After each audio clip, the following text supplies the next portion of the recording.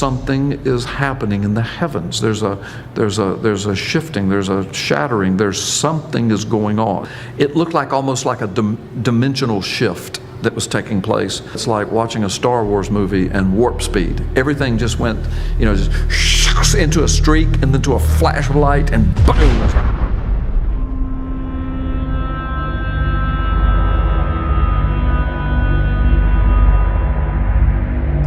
Like the Apostle Paul says, I don't know if I was in the body or out of the body. All I know is I was caught up to paradise. Well, I'm not claiming it was equal to that, but I'm saying it was more than a dream somehow.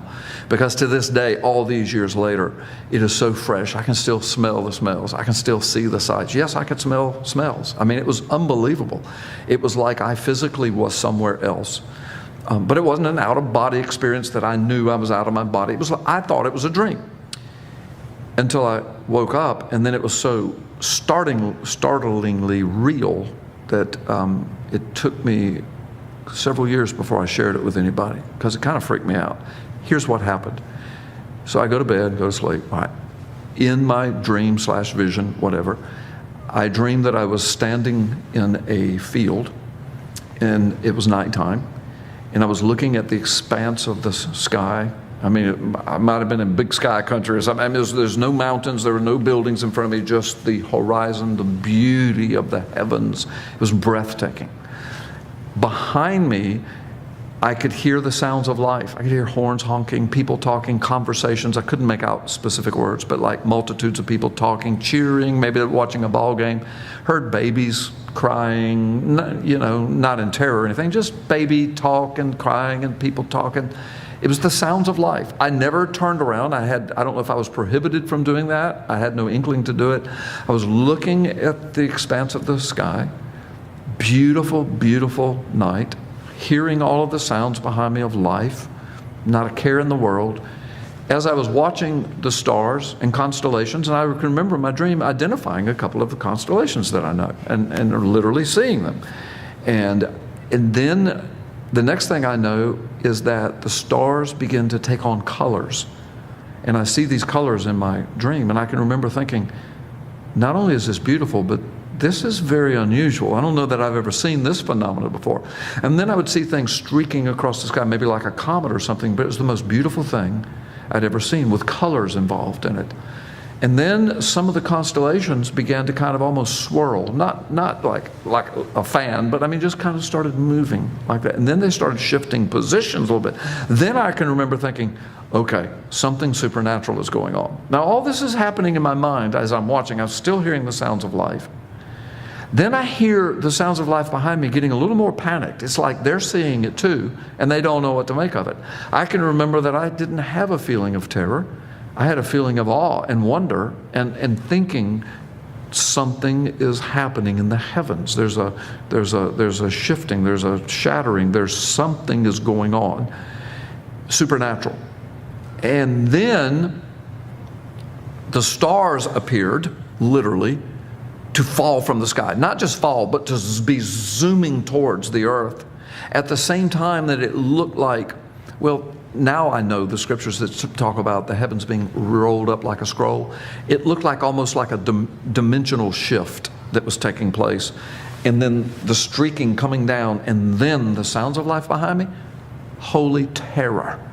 People were shrieking, screaming. You could hear people, oh my God, and and then sirens were going off and warning sounds, and it was like something cataclysmic was happening. I'm still watching it.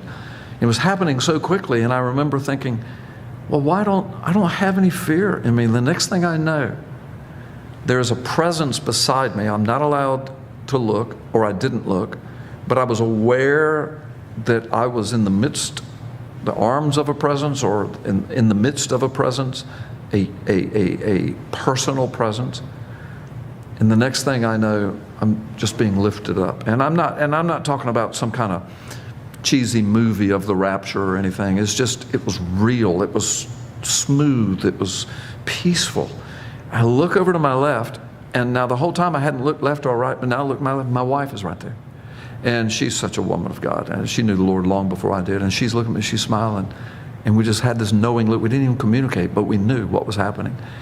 And we get whisked up, and the next thing I know, it's like watching a Star Wars movie and warp speed. Everything just went, just into a streak and then to a flash of light, and boom, it's like we bursted through another dimension, if you will, a barrier of some sort. No fear ever. And I'm still aware of this presence, that we were under the control of a benevolent presence. And the next thing I saw was we busted through, I'm just going to call it a dimensional shift. We busted through another dimension, and before me was the most beautiful. It had to be what the earth looked like when it was first formed by the hand of God. The colors were so vibrant. The smells, the air smelled like potpourri. I can still smell that sometimes. I saw what looked like villages, beautiful, beautiful little homes, and flowers everywhere. You could hear children off in the distance just laughing, having a blast. People, the peace was overwhelming. The sun was just magnificent. And I can remember asking the presence, is this heaven? Is this paradise?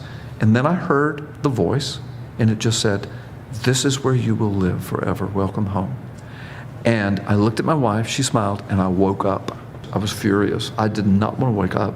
I thought that's got to be what dying is like for a believer. Once you're there, you don't want to go back. I mean, even if there are loved ones behind, somehow it's all going to be taken care of. You don't want to go back, not after smelling and tasting and seeing this. The Apostle Paul said that. He said, look, I'm telling you, your mind can't conceive. Your ear has never heard, your eyes have never seen. And he was caught up to paradise. He's the one that said, I don't know if I was in the body or out of the body, but I went somewhere. And I saw things and I heard things that I'm not even permitted to tell at all. So I had something similar to that happen to me. I'm not comparing myself to the Apostle Paul. My experience was not near as complete or as detailed as his or John's or Daniel's, but that happened to me.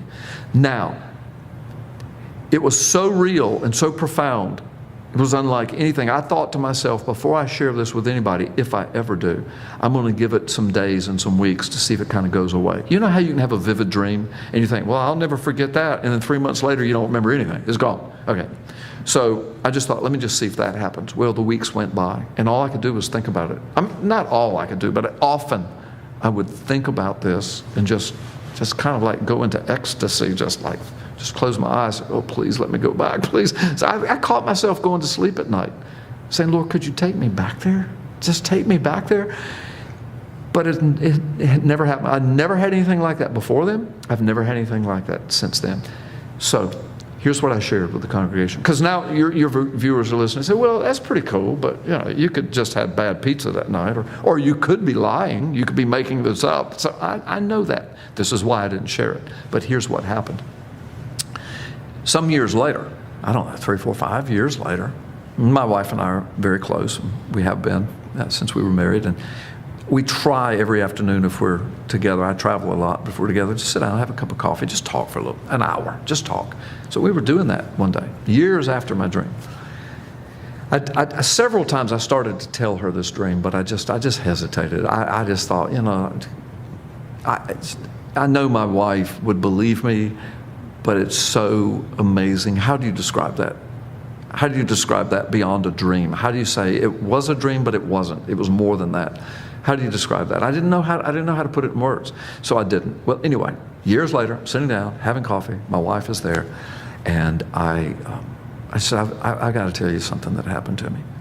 And I said, please don't think I'm crazy. And she kind of laughed. Well, I already think that, We've known each other since we were 10. So, I mean, we're great buddies. We're having a good time. And I said, so I told her just what I related to you. She's just spellbound looking at me. She doesn't say a word. And I'm thinking, she thinks I'm nuts. But when I finished, these were her words. She said, you need to ask your grandson about his rapture dream. She says, I said, what do you mean? What are you talking about? She says, he's coming this afternoon, and he had it years ago when he was just a little boy. Like maybe 3 or 4 years old, and now he's much older. She says, but he's coming this afternoon to the house. She says, I'm not going to say a word to him. And she said, when he walks in the door, sit him down and just say to him, his name's Parker. Parker, tell me about your rapture dream. And she said, I want you to just be quiet and listen to him. I said, okay. I didn't have it. I said, why are you being so mysterious about this? She said, you're going to love it. You need to ask him. So I'm thinking, well, he's had something similar, I didn't know. So he comes. I ask him, hey, come in and ask him. Said, before we go, I think we're going to go play a little golf that day or something. I said, before we go, I said, sit down for a minute, I want to talk to you. And so I asked him, I said, he calls his grandmother Giggy. That's how he was trying to say grandmother when he was 1 year old, I think, and it just stuck. So I said, Giggy said to ask you about your rapture dream.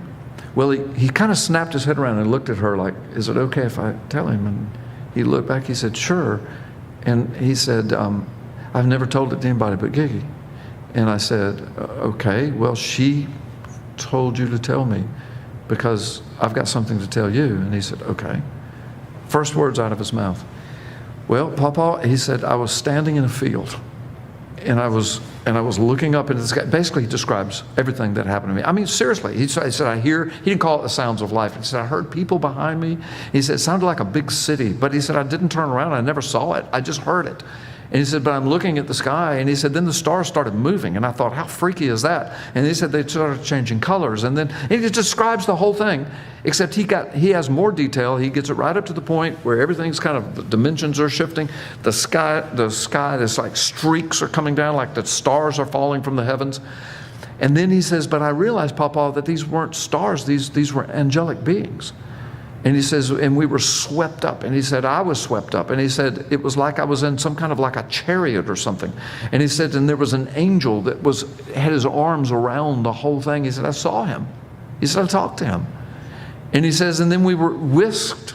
And he says, and you and Giggy were there. And I think he called it a couple of others, his mom, dad, people he knew.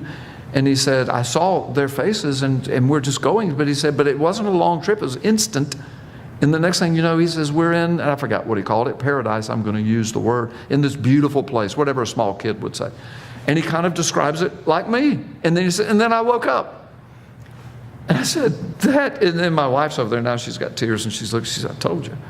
She says, y'all had the very same dream. She said, that's impossible unless God's speaking. Well, this story gets more fantastic. So I'm listening to all this. I'm celebrating that. I said, have you told your mom and dad? They said, no. I said, do you mind if I tell them? He said, no, I don't mind at this point. So I told them. They were blown away by the whole thing. Okay, so that's cool. Now it's a family thing. And of course, we all believe each other. Now, my grandson, when he was just little, I don't know, 3 or 4, he didn't know anything about chariots and angels and rapture. But yet, that's the dream he had. And he's describing it now that he's older. He's saying that's what happened. He didn't know anything about mine, so how could he have made up the stars and the colors and the people behind them? And, it's exactly the same as mine. So, but now it's in the family, and we're kind of glorying in it, celebrating in it, enjoying the peace of it. And we're all thinking, what does this mean? And we all kind of came to the same conclusion that God's revealing stuff, because you can get on the internet, read about Jesus visions, that Jews are having Jesus visions, Muslims are having rapture dreams. Some people are seeing hell, some people are seeing heaven. They die, they come back. It's all over the place. And it's just like exploding forward. And people may say, well, maybe people in every generation have had this. Yeah, but not every generation has had a thing called the internet and YouTube and Facebook. And so now it's everywhere. People are talking about it.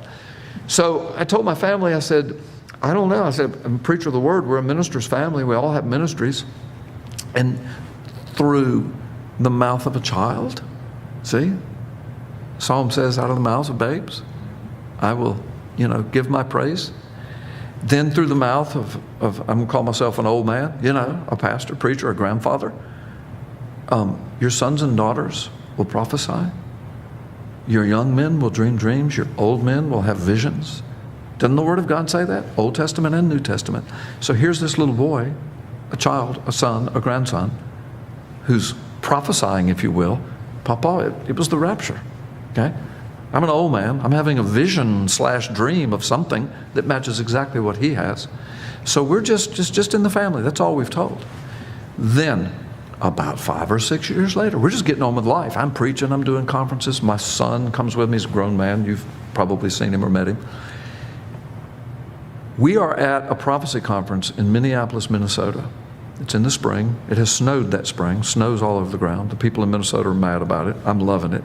Having a great time. Conference center packed out. It's a big church, and so it's packed out. It probably held 1,000 people, and it was packed. Foyer is huge. They had our table set up for the speakers out the foyer. So I had just finished preaching, And I'm out in the foyer, and because I had just finished, people flocked around my table. Not that I'm such a great speaker, it's just I had just finished. So I come out, I go to my table, had written a couple books, and there they are. Boom, they're just piled in. My son's standing over to my left. You know, just like at my book table, I don't sell books, but I'm there to talk to people, minister to people, pray with them, maybe sign them if they want their book signed. But my son he's handling all the money and the credit cards and everything and answering people's questions about the books.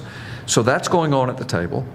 Crowd of people right in the front are talking to me. Hey, can you sign this? And what's this book about? And, you know, so we're having those conversations. And I'm looking over the crowd. I'm tall like you are, not as tall as you are, but I'm tall, and so I can see right over the crowd. And I see this young woman making her way through the back of the crowd, kind of snaking her way through, kind of sweetly pushing people aside, trying to get up front. And I'm thinking, bless her heart, she wants to come up here bad, but I'm thinking somebody's going to slap her because, I mean, you know, everybody's trying to get to me. She's just breaking ahead. And I'm thinking, there's always one in every crowd, right? You know? And so I'm thinking that about her, bless her heart. And I see when she gets closer, she's crying. Not boo-hooing yet, but just tears, and her eyes are swelled. And I said, oh, bless her heart. She's got some heart issues here. She's wanting to talk to the preacher, you know. Well, she got almost down to the front line. She was standing a couple of rows back and looking at me, just kind of looking at me like she wanted to engage me. And then I saw her just kind of get discouraged, and she turned and walked back through. And I'm thinking, oh, gosh, I wanted so bad to say, wait a minute, but I couldn't because I'm signing books and people were talking. But I'm watching all of this. And she goes out. I watch her go out the foyer to the big front doors of the church, and she goes out. And I said, well, I'll never see her again. I said, Lord, I don't have a clue what that was about. And Brandon said something about, did you see that girl that left? I said, yeah, I saw it. I don't know what that was about. And he said, yeah, I don't either. So we're going on. Well, anyway, after a while, the crowd's thinning a little bit. But about 15 minutes later, I'm just still looking over the crowd, talking to people. The door's open. I'm seeing people come and go. I see her again. And she comes in, and she starts kind of making her way through the crowd again, but it's much less now, so it's a lot easier. And I'm thinking, all right, now this time, I'm going to talk to her, because obviously something's on her mind. She finally gets up. She comes and stands on the side of the table, and I'm signing my last book here. And she's, Pastor, can I talk to you? And she's still got swollen eyes and tears. She's wiping tears off her cheek. I said, yes, ma'am. I said, what's your name? She said, my name's Veronica. And I said, well, what's on your heart? I took her hand and said, what's on your heart? I said, something's bothering you. And Brandon's still kind of, you know, he's putting the money in. He's stacking the books up, but he's keeping his eye on old Pops over here, you know. She says, while you were preaching, God spoke to me. And she says, God, I've never heard the voice of God before. And she says, I didn't hear it in my ears, but I heard it in here. And she said, he told me that I had to talk to you, that you had the answer for me, that you would know the answer to my question. Well, I had no clue where she was going, and so I wanted to be humble about it. Like, I don't know everything, but if God told you, maybe I will know. And she says, it's about a dream I had, and God told me that you could interpret it. Now, remember, this has been years since I had the dream and taught my sons. I'm not even thinking about that. I mean, it's been years, 5 or 6, 7 years. And all I'm hearing is, I need you to interpret a dream. Well, I know that that's done, and I know God can give people that gift, and I know it's in the Bible, but I've never advertised or considered myself to be an interpreter of dreams. I don't even know my own dreams, you know, most times. Now, the rapture dream is the one dream in my life. I understand that. But I've had other things where I've had to just say, you know, I ate something bad tonight. That's all I can think. You know, I mean, it seems like it might be spiritual, but I just can't figure that out. So I just forget about it. Well, she says, I want you to interpret this dream. God told me you can interpret it. And I'm thinking, all right, either she didn't hear from God, or God's getting ready to give me a gift to interpret this girl's dream. So I'm ready. I said, well, just tell me and I'll tell you. I said, now, I'm not going to try to pretend like I know something. If I don't have a clue, I will tell you. And I hope it doesn't hurt your feelings. But I said, I don't jerk people's chains on that. If I don't know what it is, she says, okay. She said, I was standing in a field. When she said those words, I didn't know where she was going to go. But my son grabbed my jacket. He just kind of like, Dad, listen to this now. She says, and I was looking up in the sky, and I was looking at the stars. When she said that, I mean, I'm about to break down. And I'm looking at her, and and then she starts describing the whole scenario. I hear the people behind me. I hear children. She said, I wasn't allowed to look. And she said, then the stars started moving. Now, My son Brandon, who's the father of my grandson, who knows all of that, he just says, he grabs my arm again. He says, "Oh my gosh, Dad." And Veronica stops and says, "Do you know what this is about?" And Brandon said something like, "He's had the same dream." And she goes, "What?" And I said, "Yes. Finish what you're saying." And she said, "Well, I'm almost finished." She says, "So the stars come and they fall out of the sky." And then she says, and she says, "And I just screamed and I got on the ground and covered my head in the star. And then I woke up." And she says, what was that?" She says, "It was so real. This happened to me months ago." And she said, "I told my husband, and we came to this conference." She said, "I would need an answer to this." She said, "It was so real, I can't get it out of my mind." And she says, "You're telling me you had the same dream?" I said, "Exactly, except my dream went further and I know what it is." And she goes, "Oh my gosh, God did speak to me. You know." I said, "Veronica, I know what the answer is to this dream." And I said, now this is 1,000 people in Minneapolis. I'm from Florida. And she describes my dream and my grandson's dream. And I saw her come and go, and I asked her, I said, "Why'd you leave?" She said, "Well, I got scared. And then I couldn't get to you. And my husband and my children, she said, I've got little children, they're out in the car." She said, "I went out there and just bawled. And my husband said, 'You must go back in. You must talk to him. God told you to.'" So she said, "I finally got up the courage and came back." And she said, "I'm so glad." So she says, "What's the dream?" And I said, "It was the rapture." And I said, "Apparently, I need to talk to you about your relationship with the Lord, because apparently you were getting ready to miss it. Because you were," and she starts crying. She says, "I've just given my life to the Lord recently." And she says, "Yes, I agree." She says, and I need to come back to the Lord. She said, "I've been so far from the Lord." And she says, and that's all I can think is that God's trying to tell me something bad is getting ready to happen if I don't get right with Him. And she said, "I feel like I need to be in ministry." She said, "I don't mean preaching or teaching." She said, "I just need to be investing my life somehow in the gospel ministry." And she says, and I said, "Well, let me tell you what happens after the stars fall." I said, "Those are not stars, those were angelic beings." And it was the rapture. And we do go up and we bust through dimensions and barriers, like, and I said, "And then the next thing you know, you're in paradise." And she said, "Oh my gosh." And I said, "And let me tell you, I can't even describe to you what it smells like, what it looks like, what it sounds like." And she says, I knew it was probably had something to do with the rapture. And I said, "Well, yes." I said, "That's all I can tell you. That's all I know." But I said, "My grandson has had this exact same dream. I've had it. My wife, his grandmother, witnessed him telling it to her. Years went by. He tells it to me. I tell it to his mom and dad. We all go over it together, talk about it. And now more years have gone by. You come to me from Minneapolis, Minnesota, and you're standing here telling me the same dream and that God told you I knew what it was." I said, "So this is not a coincidence. This is not bad pizza. This is God speaking." And then she said, "Well, I'm not really from Minneapolis." She says, "I come from Peru." And I said, "Peru?" This is what makes the story even more fantastic. I said, "Me and my church have been involved in Peru for 17 years at that point in huge mission work. And we've got a school for children that can't go to school, and we finance the whole thing. We go down there, we do crusades, we take clothing, and back then they really needed it. We're in a very poor area. Take clothing and medicine. We take medical missionaries. And so we're very attached to the people." I said, "I've watched little 3- and 4-year-olds grow up into young men and women, and they graduate from our school. Some of them get scholarships to college. And families are saved. We get them in a church there." And I said, "So I'm very attached to Peru. This is amazing, Veronica." I said, "Where are you from?" She says, "Well, it's a place you probably never heard of. It's Comas, Lima, Peru." I said, "That's where our school is. Our school is in Comas." She said, "What?" I said, "It's called the Jack Goldfarb Christian School, named after a associate pastor of mine that's passed away, who was from Peru." And she says, "I just live a few blocks down the street from there. I know people that work there." I said, "This is getting freakier by the moment." So we had a conversation. We loved on each other and prayed. And I asked her, I said, "Can I tell this story? Can I use your name?" She says, "Yes, Pastor, please feel free. Maybe that's a part of how I can be used for God's kingdom."